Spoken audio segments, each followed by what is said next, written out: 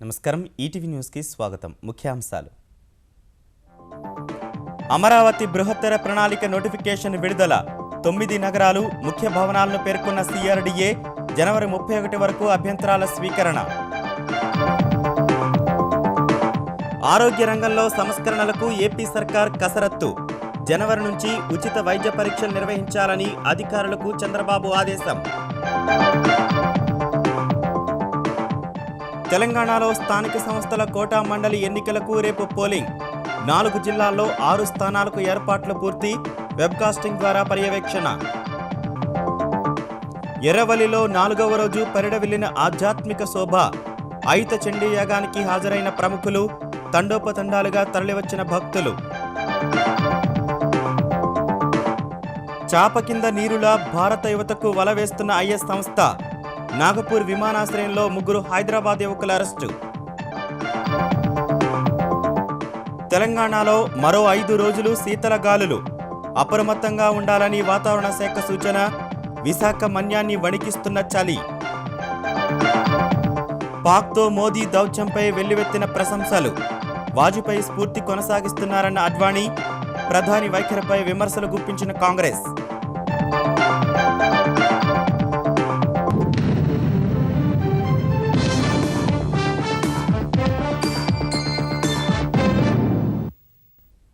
సుదీర్ఘ కసరత్తు తర్వాత నవ్యాంధ్ర రాజధాని బృహత్తర ప్రణాళిక నోటిఫికేషన్ విడుదలైంది. అమరావతిలో నిర్మించే 9 నగరాలు సహా రహదారులు, ముఖ్యమైన భవనాల నిర్మాణ వివరాలను పొందుపరుస్తూ రూపొందించిన నోటిఫికేషన్ను సిఆర్డీఏ విడుదల చేసింది. ఉద్దండరాయునిపాలెంలో నిర్మించే ప్రభుత్వ పరిపాలన ప్రధాన భవనాలు వివరాలను డ్రాఫ్ట్ ప్లాన్లో వివరించింది. రాజధానిలో నిర్మించే ప్రధాన రోడ్లు, వాటికి అనుసంధానమయ్యే అంతర్గత రహదారులను నిర్మించే ప్రాంతాలు, అనుసంధాన వలయ రింగ్ రోడ్లు వచ్చే ప్రాంతాలను బృహత్తర ప్రణాళికలో పేర్కొన్నారు. ఈ డ్రాఫ్ట్ ప్లాన్లో అభ్యంతరాలుంటే జనవరి 31లోగా తెలపాలని సిఆర్డీఏ స్పష్టం చేసింది.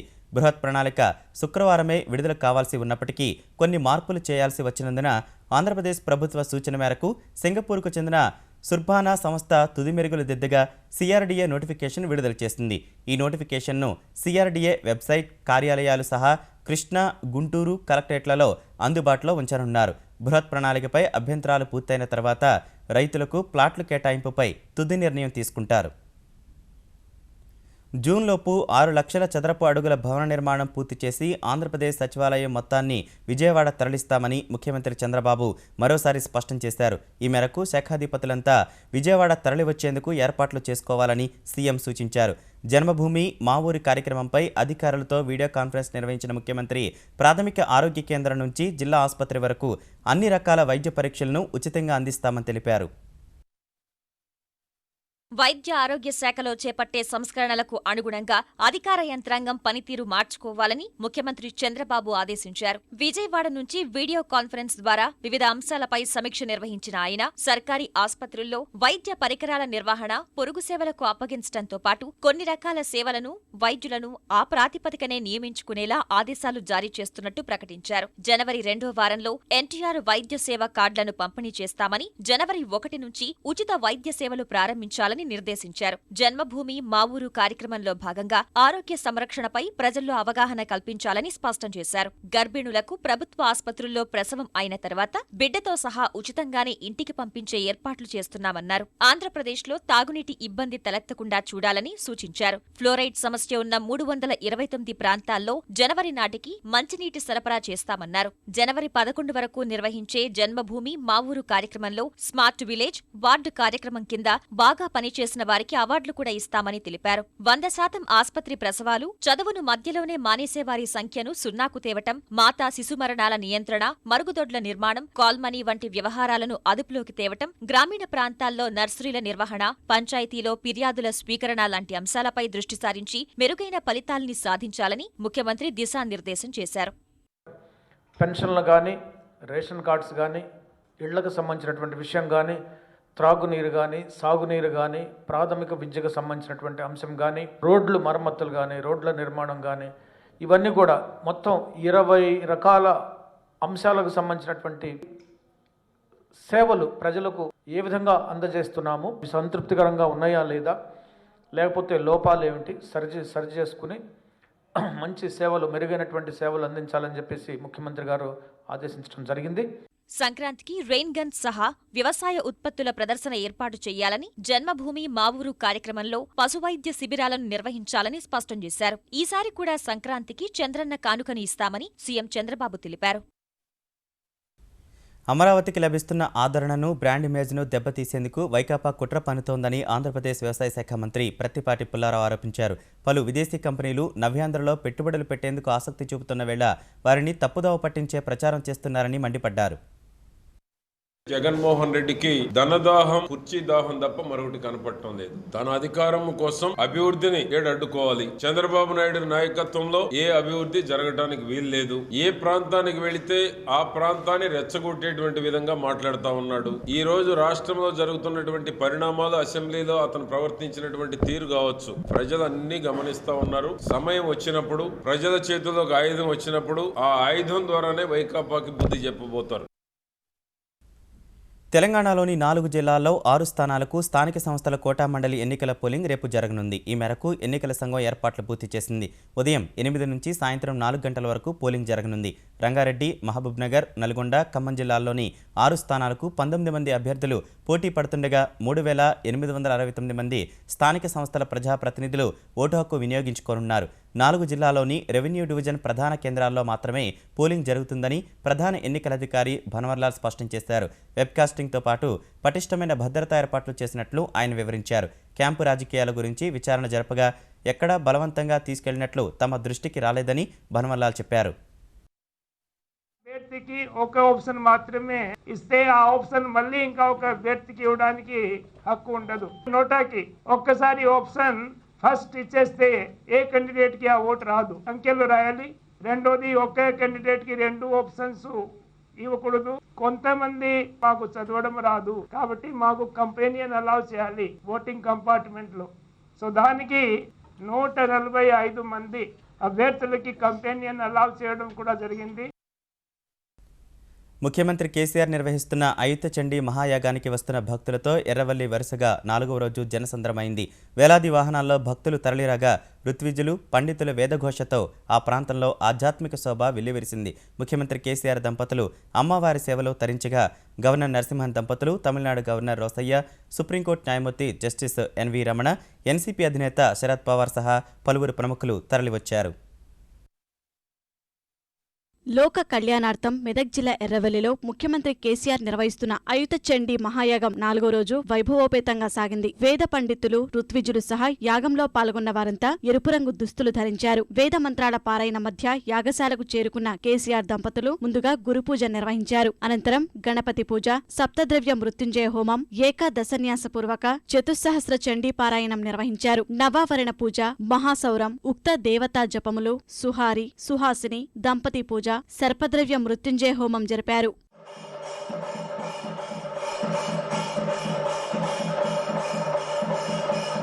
ఆధ్యాత్మిక క్షేత్రంగా మారిన ఎర్రవల్లికి 4వ రోజు వివిధ రంగాలకు చెందిన ప్రముఖులు తరలివచ్చారు. తొలి రోజు యాగానికి హాజరైన గవర్నర్ నరసింహన్ దంపతులు ఇవాళ కూడా మహాక్రతువులో పాల్గొనగా తమిళనాడు గవర్నర్ రోషయ్య, సుప్రీంకోర్టు న్యాయమూర్తి జస్టిస్ ఎన్వి రమణ, ఎన్సీపీ అధినేత శరద్ పవార్, ఆంధ్రప్రదేశ్ ప్రభుత్వ ప్రధాన కార్యదర్శి ఐవైఆర్ కృష్ణారావు, రాజ్యసభ సభ్యుడు సుబ్బిరామిరెడ్డి, మాజీ మంత్రి గీతారెడ్డి, సినీ నటుడు నాగార్జున యాగానికి తరలివచ్చారు. దేశవ్యాప్తంగా వివిధ ప్రాంతాలకు చెందిన పండితులు, పీఠాధిపతులు, రాజకీయ నేతలు, పారిశ్రామికవేత్తలు పాల్గొన్నారు. ప్రముఖులందరికీ ఋత్విజులు పూర్ణకుంభంతో స్వాగతం పలికారు. అతిథులకు అమ్మవారి విగ్రహం బహుకరించిన ముఖ్యమంత్రి కేసీఆర్ శాలువాతో సత్కరించారు.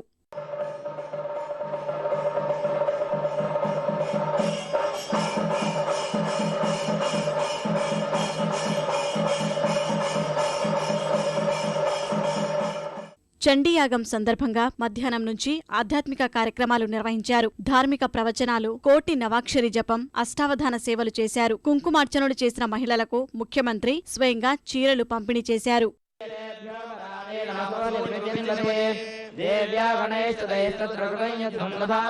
ఆధ్యాత్మిక వేడుకను తిలకించేందుకు తరలివచ్చిన భక్తులతో ఎర్రవల్లి చుట్టుపక్కల ప్రాంతాలు కిక్కిరిసిపోయాయి. ఎర్రవల్లికి వెళ్లే అన్ని మార్గాలు వేలాది వాహనాలతో నిండిపోయాయి. వచ్చిన భక్తులందరికీ ఎలాంటి ఇబ్బందులు లేకుండా క్యూలైన్లలో అల్పాహారాన్ని అందించడం సహా యాగ దర్శనం చేయించారు.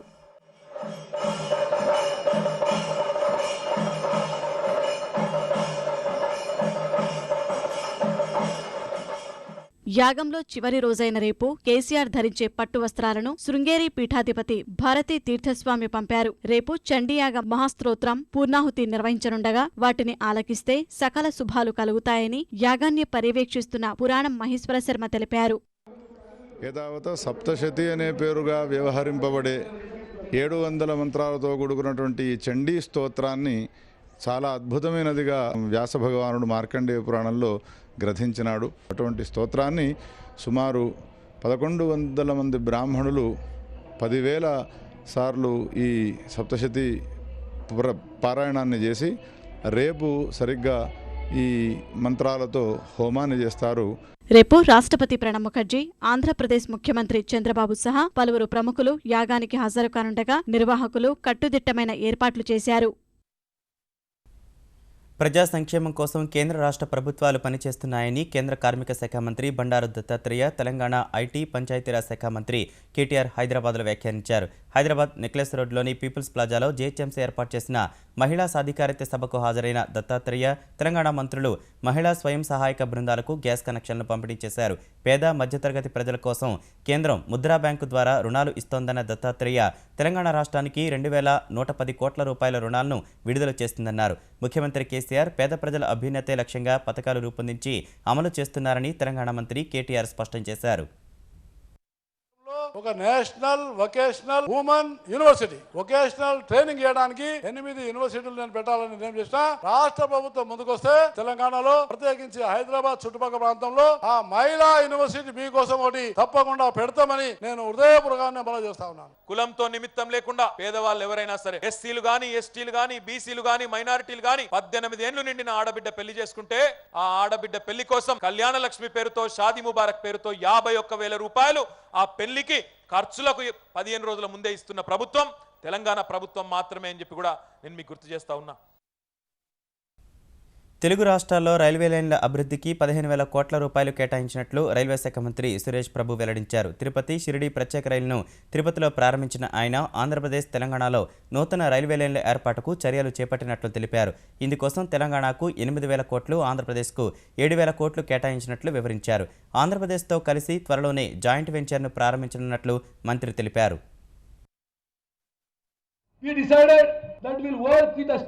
Will form a joint venture company, the state government and central government taking equity. It's not 50-50% sharing, but we can put smaller equity which can leverage it, and we can undertake much larger project for the benefit of state of Andhra Pradesh. And we have decided that we'll work together and we'll form this company very soon. Hopefully in the next year we'll form this company so that this company then can decide to undertake project together of a much larger magnitude than whatever was possible. Hyderabad Uppal నుంచి యాదాద్రి వరకు high speed metro రైలు ప్రతిపాదనలు తయారు చేయాలని ముఖ్యమంత్రి కేసీఆర్ సూచించారని metro rail MD NVS Reddy చెప్పారు. ఈ దిశగా కసరత్తు చేస్తున్నట్లు ఆయన వెల్లడించారు. మెట్రో రైలు పనులు 63% పూర్తయ్యాయన్న ఆయన కారిడార్ 2లో వివాదాస్పదమైన సుల్తాన్ బజార్ స్థల సేకరణకు మార్గం సుగమమైందని వివరించారు. మెట్రో రైలు సంస్థ ప్రకటించిన పరస్పర అంగీకార ప్యాకేజీకి సుల్తాన్ బజార్ వ్యాపారులు ఐకాసా అంగీకరించిందని చెప్పారు. ప్యారిస్లో కావచ్చు, లండన్లో కావచ్చు, అనేకమైనటువంటి చారిత్రక నగరాల్లో ఒక స్పెషల్ ఇంట్రెస్ట్ తీసుకునే వాటిని రివైవ్ చేయడం జరిగింది.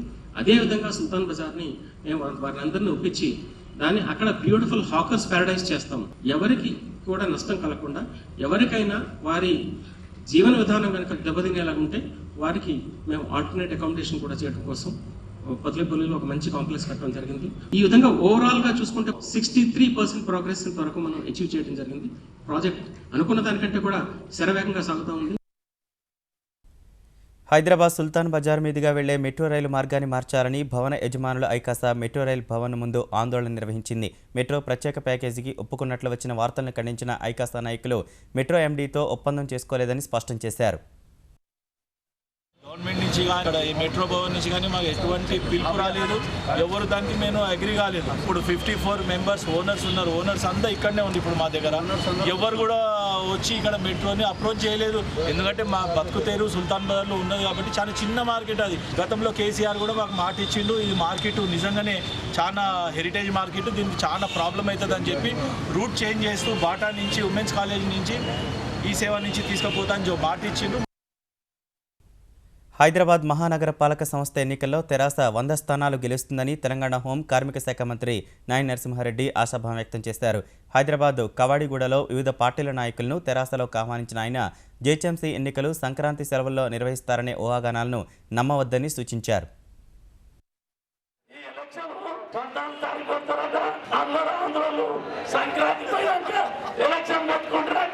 సంక్రాంతి పండుగ పోయి వచ్చినాకనే ఎలక్షన్ పెడతాం. అన్ని ప్రాంతాలను అకామిడేషన్ చేసుకునేటువంటి గడ్డ తెలంగాణ గడ్డ. కేసీఆర్ గారి నాయకత్వం హైదరాబాద్ మేయర్ టీఆర్ఎస్ పార్టీ రద్దు చేయాలని చెప్పారు. కాల్మనీ అంశంలో ఆంధ్రప్రదేశ్ వ్యాప్తంగా ఫిర్యాదులు, అరెస్టుల పర్వం కొనసాగుతోంది. కాల్మనీపై ఇప్పటివరకు 600 ఫిర్యాదులు వచ్చినట్లు విజయవాడ పోలీస్ కమిషనర్ గౌతమ్ సవాంగ్ తెలిపారు. ప్రతి ఫిర్యాదును క్షుణ్ణంగా పరిశీలిస్తున్నట్లు తెలిపిన ఆయన నిందితుల కోసం గాలిస్తున్నట్లు స్పష్టం చేశారు. చిత్తూరు జిల్లా ఇరాల మండలంలో ఇరాల ఎంపీపీ శాంతమ్మ భర్తపై కాల్మనీ ఫిర్యాదు రాగా పోలీసులు విచారణ చేపట్టారు. అధిక వడ్డీలు వసూలు చేసి బాధితులను బెదిరింపులు గురిచేస్తున్నాడనే ఆరోపణలతో గుడివాడకు చెందిన కొమ్మిరెడ్డి వెంకట సుబ్బారెడ్డి అనే వ్యాపారిని అరెస్టు చేసిన బెజవాడ పోలీసులు నిందితుడి వద్ద నుంచి 1469 ప్రామిసరీ నోట్లు, 911 ఖాళీ చెక్కులు, 59 పాస్ పుస్తకాలు, 83 ఏటీఎం కార్డులు, 6 స్టాంప్ పేపర్లను స్వాధీనం చేసుకున్నారు. ఆంధ్రప్రదేశ్లో 4G సేవలు, ఫైబర్ గ్రిడ్పై ముఖ్యమంత్రి చంద్రబాబుతో రిలయన్స్ ఇన్ఫోకామ్ అధినేత అనిల్ అంబానీ చర్చలు జరిపారు. విజయవాడలో ముఖ్యమంత్రితో సమావేశమైన ఆయన 2016 మార్చి నుంచి నవ్యాంధ్రలో ఫైబర్ నెట్వర్క్, ఇంటింటికి అంతర్జాలం, కేబుల్, టెలిఫోన్ సేవలు అందించేందుకు ఉద్దేశించిన ఫైబర్ గ్రిడ్ ఏర్పాటుపై సంప్రదింపులు జరిపారు. అనిల్ అంబానీతో పాటు ఆ సంస్థకు చెందిన అధికారులు కూడా ఈ సమావేశంలో పాల్గొన్నారు. వర్షాభావ పరిస్థితుల్లో పంటలు కాపాడుకునేందుకు రైతులు రెయిన్ గన్ సౌకర్యం ఏర్పాటు చేసుకోవాలని ఆంధ్రప్రదేశ్ మంత్రి పరిటాల సునీత సూచించారు. అనంతపురం జిల్లా కనగానపల్లి మండలంలో మినీ రెయిన్ గన్ పనితీరును వ్యవసాయాధికారుల ఆధ్వర్యంలో పరిశీలించిన ఆమె ఎకరా పొలంలో గంటకు 75% తడుస్తోందన్నారు. రెయిన్ గన్ను 90% రాయితీపై రైతులకు ఆంధ్రప్రదేశ్ ప్రభుత్వం అందిస్తున్నట్లు వివరించారు. ప్రతి రైతు తన పొలంలో వ్యవసాయ చెరువుతో పాటు రెయిన్ గన్ ఏర్పాటు చేసుకుంటే పంట నష్టపోకుండా కాపాడుకోవచ్చని సూచించారు. దాదాపు 25 పైపులు కూడా అన్ని కలిపి 25,000 కూడా పడుతుంది. దీనికి కూడా సబ్సిడీ ప్రకారం చేస్తే రైతు 2,500 రూపాయలు రైతు కట్టుకుంటే ఆ గన్ను అది కూడా ఇస్తామని కూడా తెలియజేస్తాం. ప్రతి ఒక్క రైతు కూడా ముందుకొచ్చి ఫార్మ్ ఫండ్స్ కూడా తవ్వుకుంటే ఈ విధంగా ఒక తడి నీళ్ళు కావాలంటే ఆ ఫార్మ్ ఫండ్లకు ఒకవేళ వర్షం వస్తే నీళ్ళు వస్తాయి, వర్షం రాకపోతే ఒక ట్యాంకర్ నీళ్ళు తెచ్చి రైన్ గన్ ద్వారా పొలం కూడా తడిపేలాగా చేయాలని ప్రభుత్వం కూడా మంచి నిర్ణయం కూడా తీసుకుంది. కాబట్టి అనంతపురం జిల్లాలో రైతన్నలందరూ కూడా ముందుకొచ్చి ఈ ఫార్మ్ ఫండ్స్ కూడా తవ్వుకోవాలని ప్రత్యేకంగా వాళ్ళకు కూడా తెలియజేస్తున్నాం. హైదరాబాద్ నిమ్స్లో చికిత్స పొందుతూ శుక్రవారం మృతి చెందిన మాజీ మంత్రి, తెలుగుదేశం నేత మెట్ల సత్యనారాయణరావు అంత్యక్రియలు తూర్పుగోదావరి జిల్లా అమలాపురంలో నిర్వహించారు. ముఖ్యమంత్రి చంద్రబాబు, పలువురు మంత్రులు సహా తెలుగుదేశం ప్రధాన కార్యదర్శి లోకేష్ మెట్ల సత్యనారాయణకు నివాళులర్పించారు. మెట్ల కుటుంబ సభ్యులను పరామర్శించారు. అంతకుముందు మెట్ల అంతిమయాత్రకు భారీ సంఖ్యలో తెలుగుదేశం కార్యకర్తలు, నేతలు హాజరయ్యారు. కిమ్స్ వైద్య కళాశాల వద్ద ప్రత్యేకంగా ఏర్పాటు చేసిన స్థలంలో అంతిమ సంస్కారాలు నిర్వహించారు.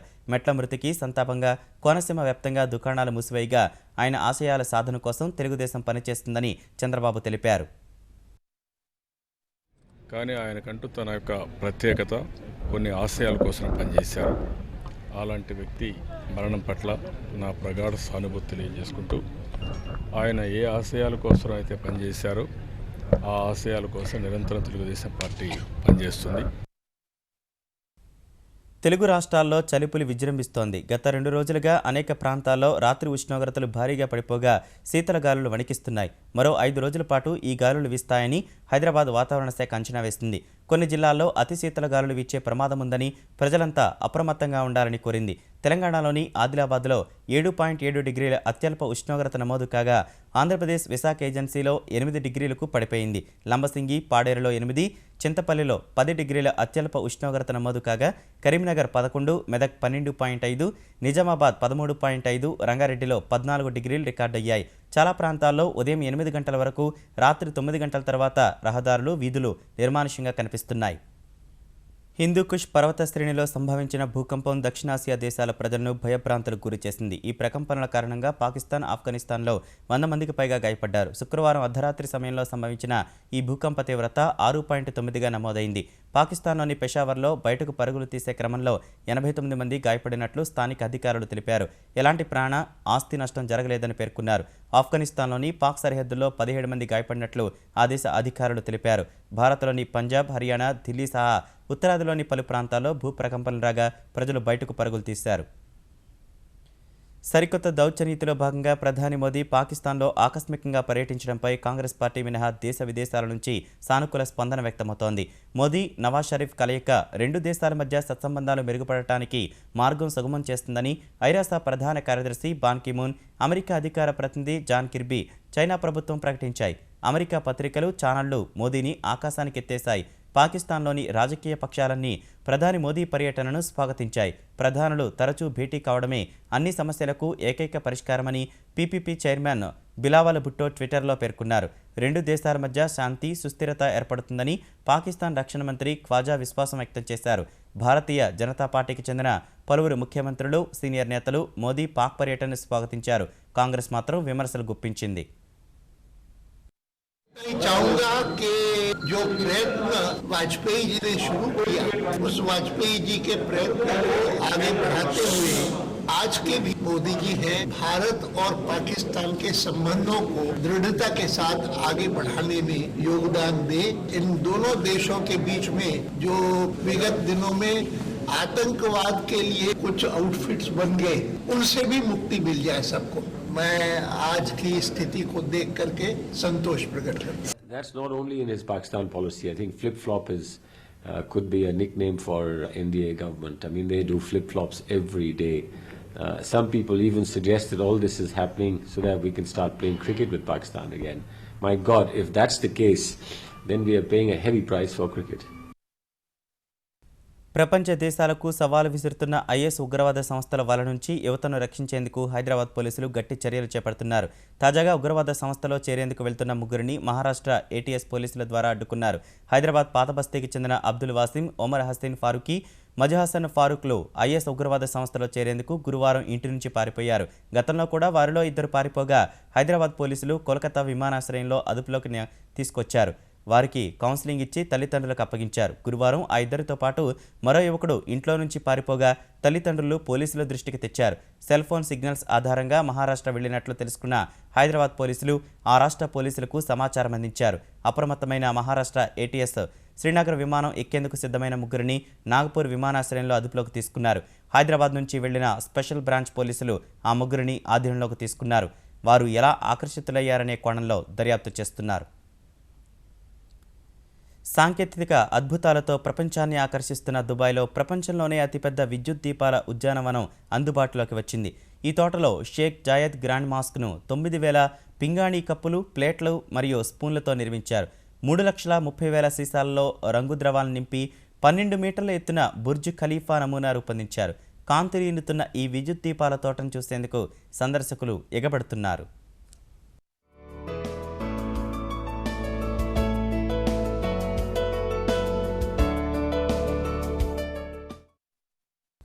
ముఖ్యాంశాలు మరోసారి. అమరావతి బృహత్తర ప్రణాళిక నోటిఫికేషన్ విడుదల.